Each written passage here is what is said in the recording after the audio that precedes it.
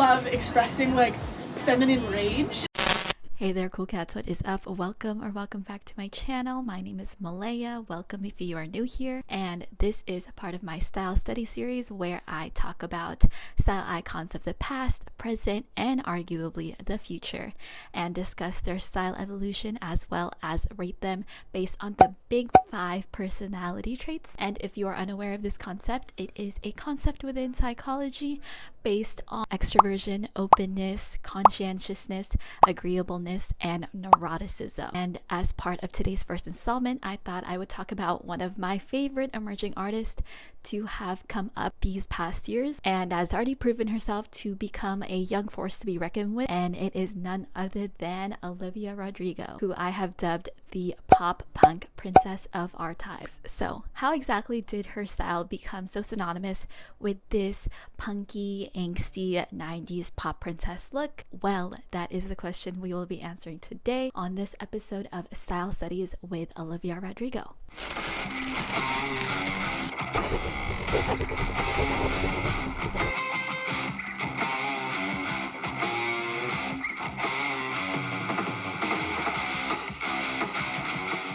Born on February 20, 2003 in Temecula, California, Olivia is a self-proclaimed spicy Pisces, as she likes to say, and she's an only child to an American mother and Filipino-American father. From an early age, she always had an inclination towards music, and she states that she grew up listening to a lot of alternative rock music from her parents, and she credits her love of songwriting from Miss Taylor Swift. And it was in 2008, at the age of 5 to 6 years old, where she actually started taking singing lessons and would soon develop a passion for it, having the courage to sing front stage by herself. As you can see here, it's like she was born for the limelight, mustering up enough courage to sing in front of people. Later on, she would build up her skills, taking on piano lessons, and by the age of 12, she would start playing guitar.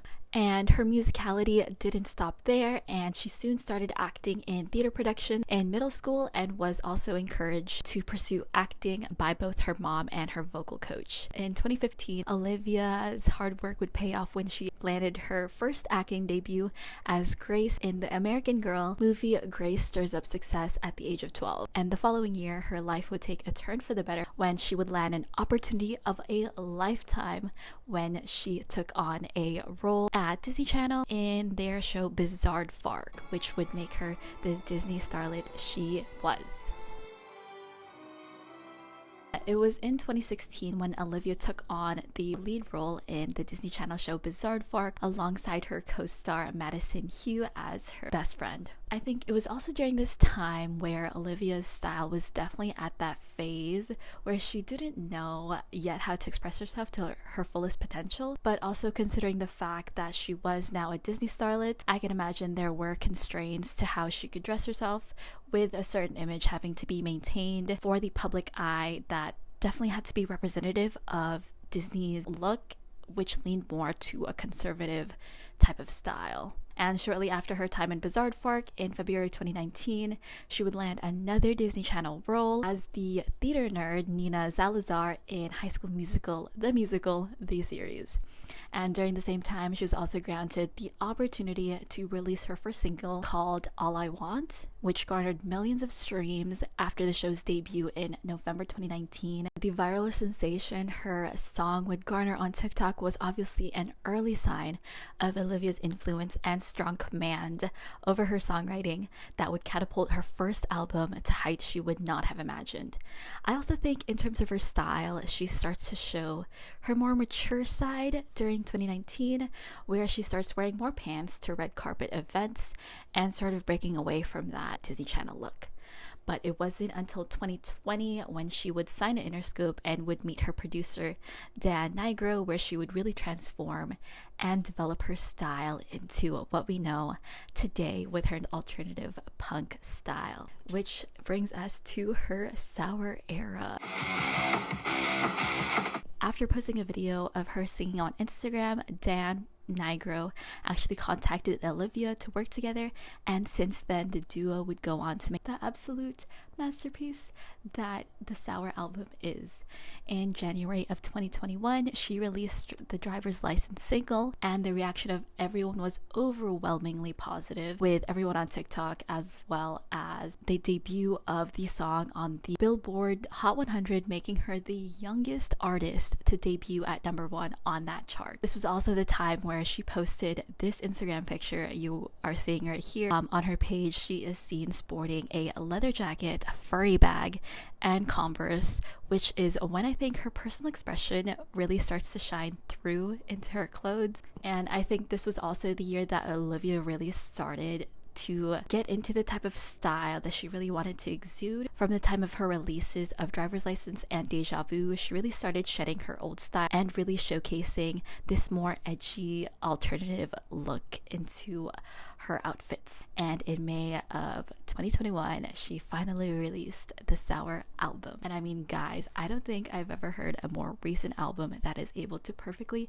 encapsulate the angst and the anger one feels as a teenager and just the feelings of heartbreak. But it is definitely clear to see how her music has a direct correlation to her fashion choices that Olivia makes. This is where we will be talking about where Olivia gets her influences.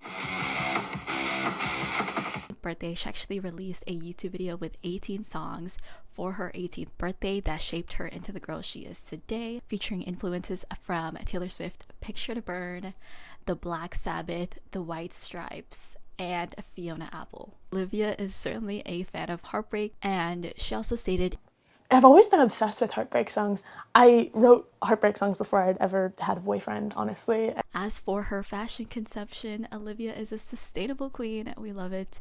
And she is very environmentally conscious. She stated in an interview with Nylon after watching the documentary The True Cost, she realized the serious implications fashion was having on workers manufacturing these clothes for near to nothing minimum wage just so she can wear a cute t-shirt. And in the same interview with Nylon, she said, "You can't empower one woman in another country at the expense of another woman in another country. It just doesn't make sense to me." And she is a big vintage shopper, also proclaiming that she loves to trade clothes with her friends as well. And with her friends, she loves to gift each other clothes that they don't like. With that being said, how does Miss Olivia scale up to the big 5 personality traits? The first personality trait that we will cover is openness. So openness refers to imagination and insight with a preference to novelty. You are curious about the world and other people, and also eager to learn new things and experience new things. If you are low, you lean more towards traditional approaches, resist new ideas, and more cautious. However, if you are high on the spectrum, you are very creative, very aesthetically open about things, and spontaneous.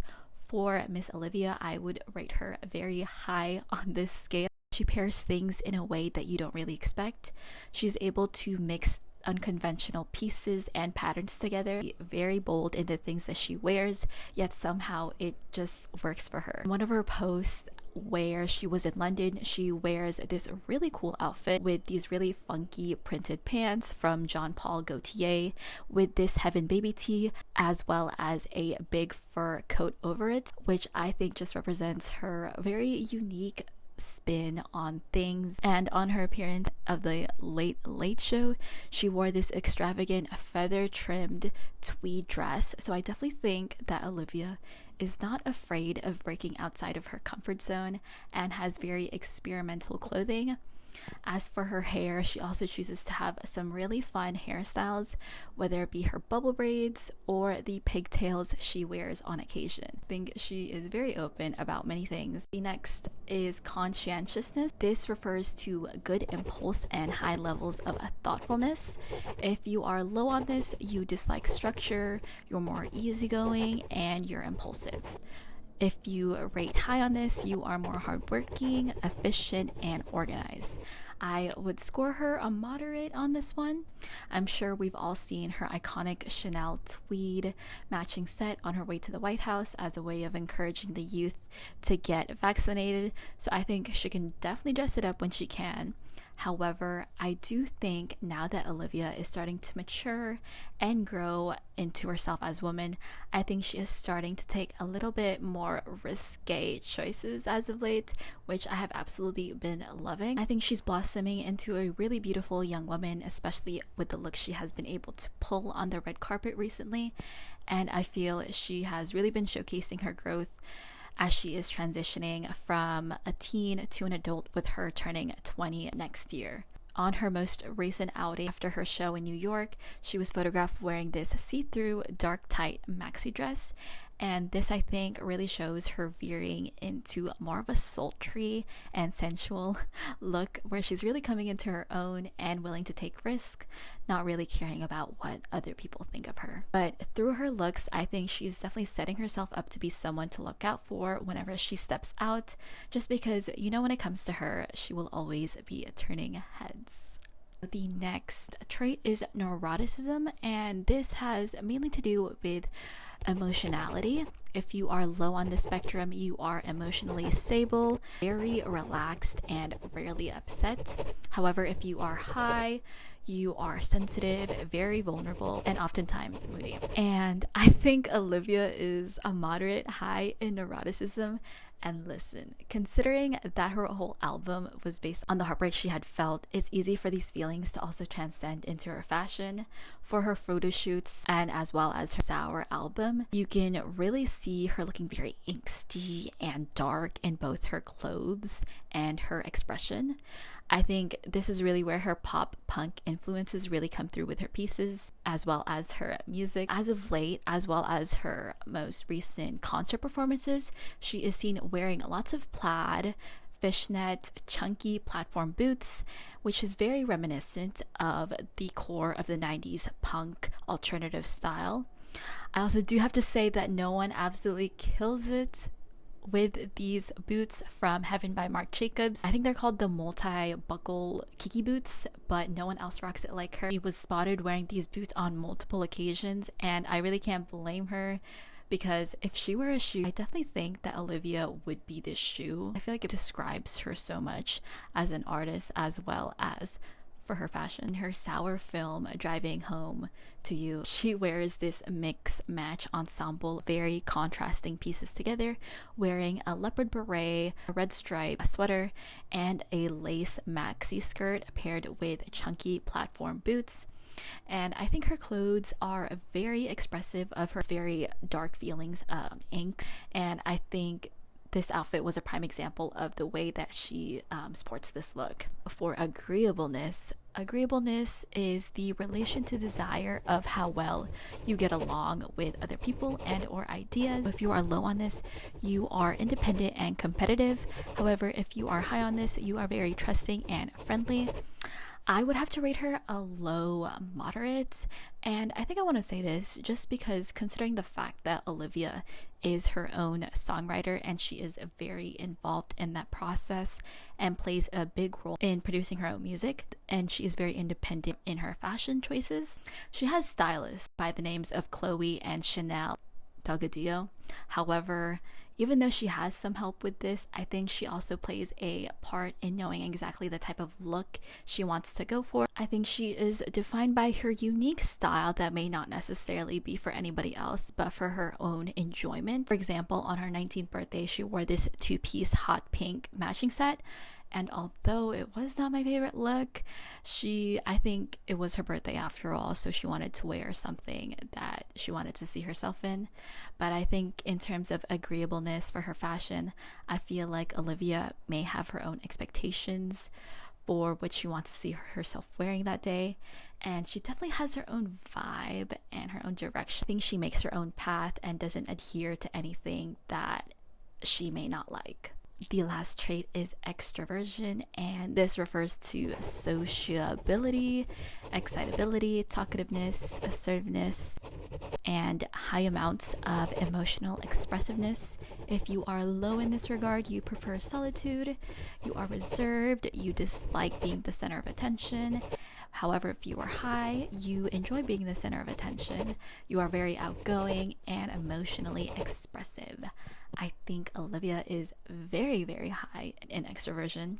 She's often seen with her equally high profile celeb friends, and since she has stated that she does swap clothes with her friends sometimes, I think her friends also have an influence over what she does wear. She is very on trend with the latest styles and trends, as well as partnering with the hottest brands right now, regularly sporting clothes by Heaven by Marc Jacobs, as well as her appearing in photo shoots wearing Blue Marine and Miu Miu. I think she is very bold in her fashion choices, wearing very expressive, standout clothing that kind of makes someone look back and think, wow, what a piece.